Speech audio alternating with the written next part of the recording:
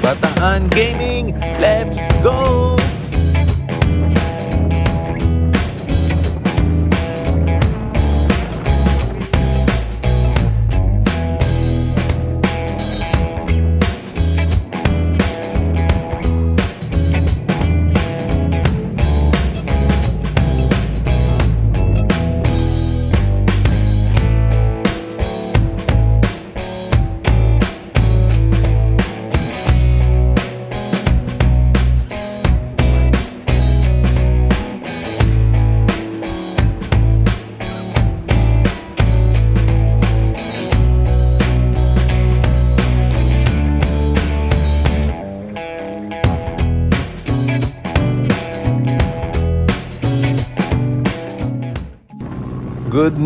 Good morning, what's up? It's me, Lakbay Kiko TV, and for today's video is magmomotor tayo papuntang Bataan. Bataan Gaming tayo ngayon, repa! First time nating magmotor, pupunta tayo ng Mount Samat, kaya stay tuned lang kayo. So ayan, as of this moment, nandito na tayo sa Lubao. Kung mapapansin nyo dyan sa bandang kanan, yan yung Pradera. Ongoing dyan yung construction ng amusement park. Kaya naman, madadagdagan na naman ng mga pasyalan natin dito. So ayan, yan yung arko ng Pampanga at Bataan.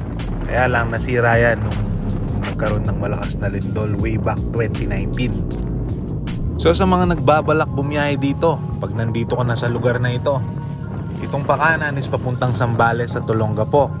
Pero tayo diretso tayo Lods, dahil nga Bataan Gaming tayo ngayon. Yan, kung nakita mo yung mga estatwa na yan, isang palatandaan na talagang nasa Bataan ka na.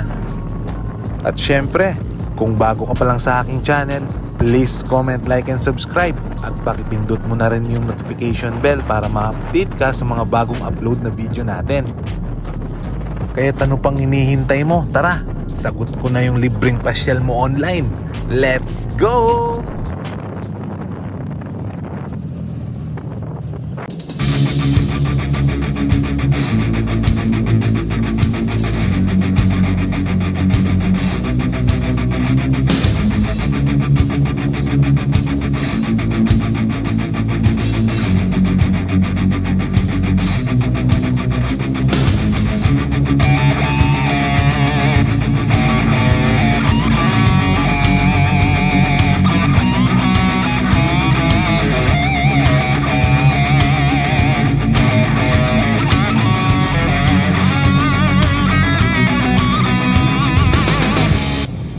So biyahe pa lang ito is bali 4 na motor kami, 4 na NMAX.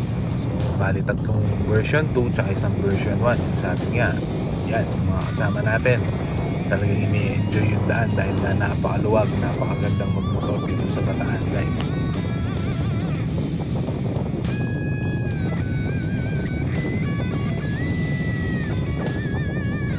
So yan, bali nandito na tayo sa Pilar, Bataan. Yan yung flyover na yan, bagong gawa yan. Pag diniretso mo yan, yan yung daan papuntang Mariveles. Pero tayo is kakanan tayo dito, going Bagak tsaka Morong. Rat-rat ne.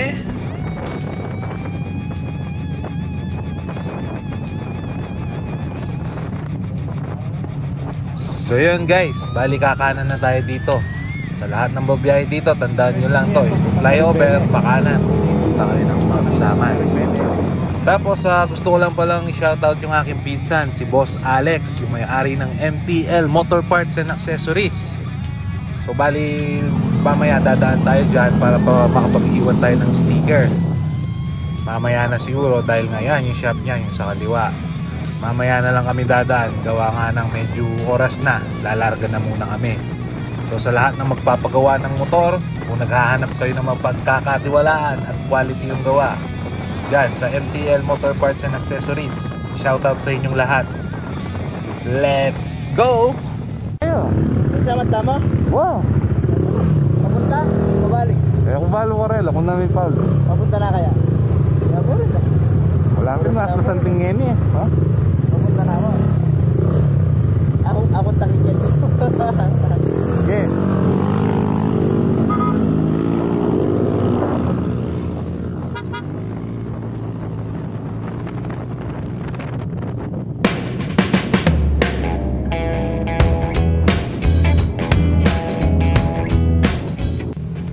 Tapos guys, ito na oh. Ito yung kanto. So bali tatandaan nyo lang tong kanto na to. Ito yung paakyat ng Mount Samat. Yan, yung daan na yan, isa puro akyatan na yan. Wala nang recovery yan. Kaya nga sunugan ng panggilid to guys. Yan no. Yun no. Kaya tara na. Mount Samat. Here we go.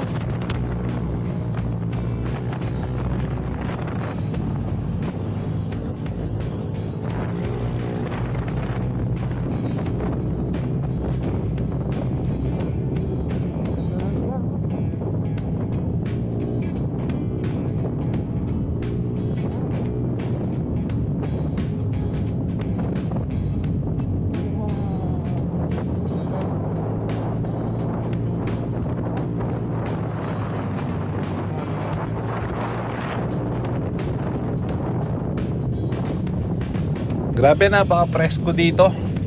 Napakaganda ng daan. Yun nga lang, medyo may kataasan.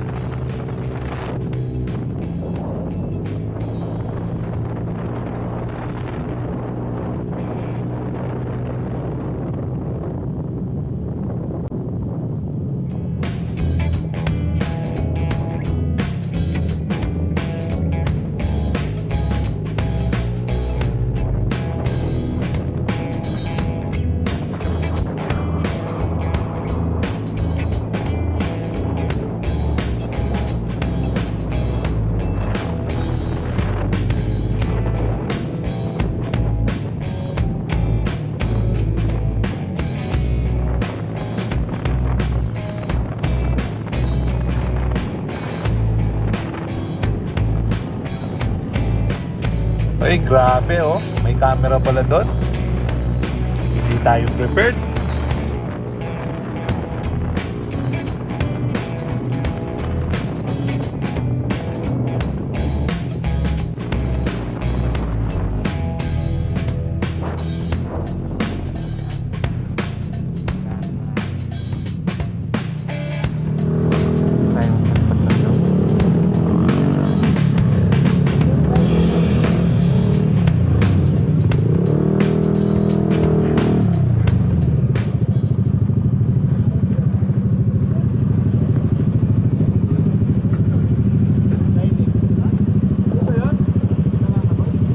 Kaninong ita?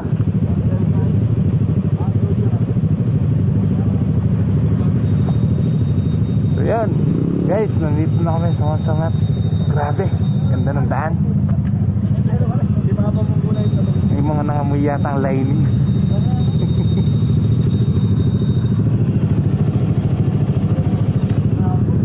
Sabagay, kaninong mga biyahe kami, may nangamoy ako.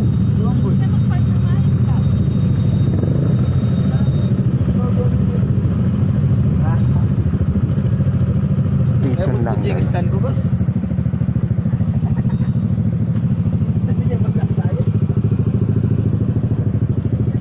Papalipat tayo ng drone.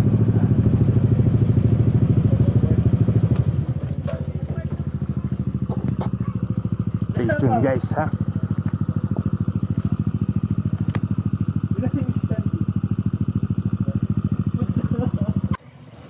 So ayan guys, good morning. Dito tayo sa Mount Samat National Shrine. Yo.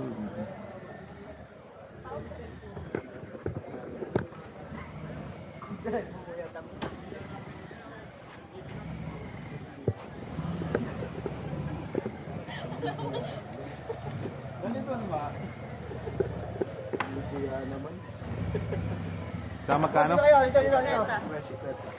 Sir, kita kaya. Boss. Hindi ka pariyak na yung kako, makanya naman.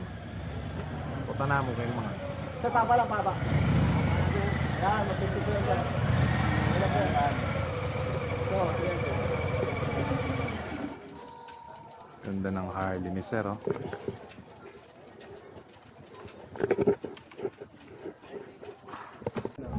So yun guys, kakatapos lang ng briefing. Parang dinidiscuss nila yung konting recap ng kasaysayan ng lugar. And then dinidiscuss din nila yung mga pwede at hindi pwedeng gawin. And unfortunately, is bawal palang magpalipad ng drone. Pero ayos lang. Pwede mo namang i-enjoy yung magandang tanawin dito. Yan, no? Tingnan nyo naman, napakaganda. Sa mga nagbabalak pumunta dito guys, magsasakyan ka or magmomotor ka, pwedeng pwede, talagang may enjoy mo. At pwede pala kayong pumunta dun sa taas. Marami pang magagandang tanawin doon at mayroon pang museum dyan. Nag-decide kami na hindi na umakyat dahil nga nagkulangan na kami sa oras. Pero soon, aakyat din tayo dyan.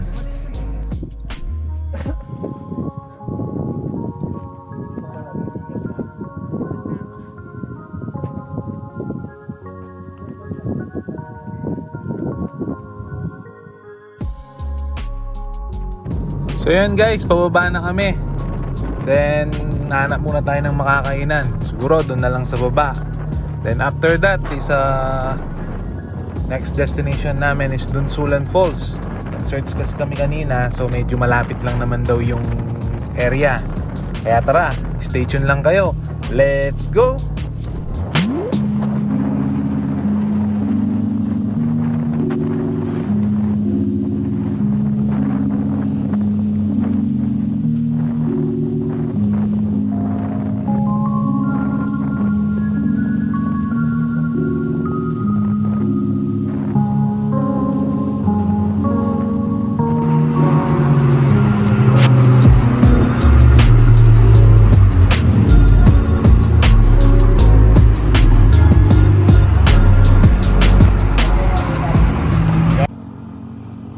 So yun guys, kakatapos lang namin mag-almusal. On the way kami dun sa may Dunsulan Falls. Malapit lang yung area dito. Parang trip kasi namin maligo sa ilog, sa Batis, Pakarala.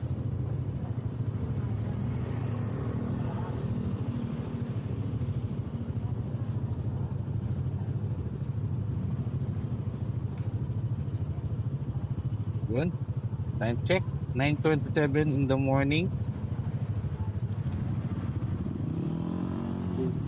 Natin yung average 31.9 average gas cost natin. Natin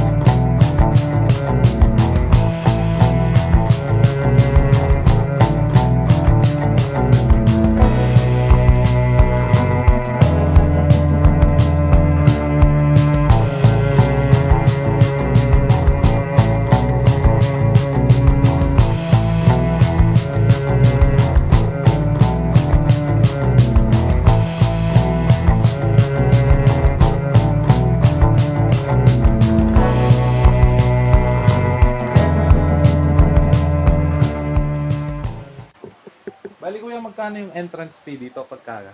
60 po per head po din yung table po. 60. Tapos yung table, bali 50. 50 pesos yung rent. Okay lang kuya, binibidyo ko. Yan guys, nandito tayo sa Dunsulan Falls. So 60 pesos per head. Then may bayad pala yung table na 50 pesos lang. So sulit na sulit guys yung pagpunta dito.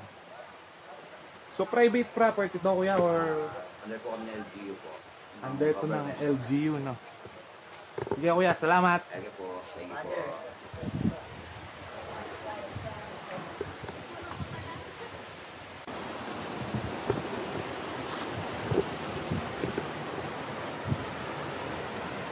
So yun guys, dito tayo sa Dunsulan Falls. Kaya lang daan-daan sa pagbaba.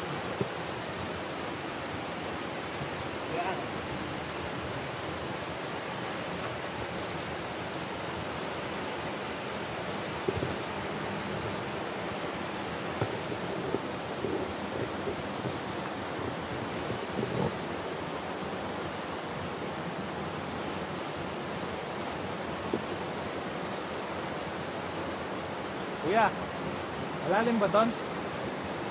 Mababang lang.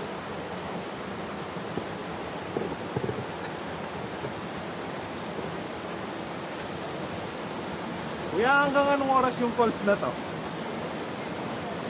Kadalasan.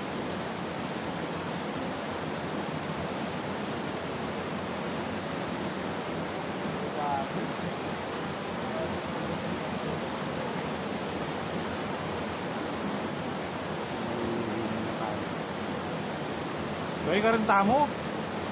Kitang malilim ka rin, no? Yan naman pwede kayong calls yata eh.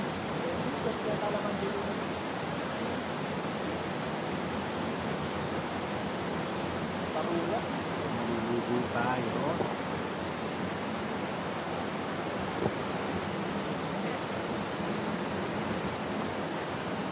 Ating lokal. Lokal. Taruna.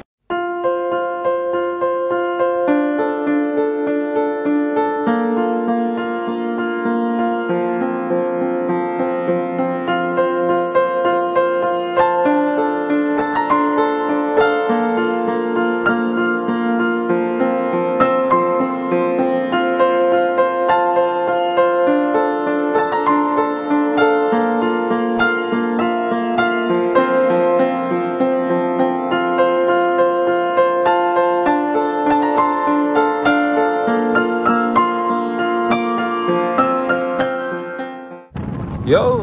As of this moment guys is pauwi na kami. Pero dadaan muna kami dun sa rest house ng isang kasama namin. Tingnan nyo naman yung daan guys, oh, parang nasa Aurora. Parang nagbabadya. Next ride natin, Aurora. Kaya abangan nyo yan guys.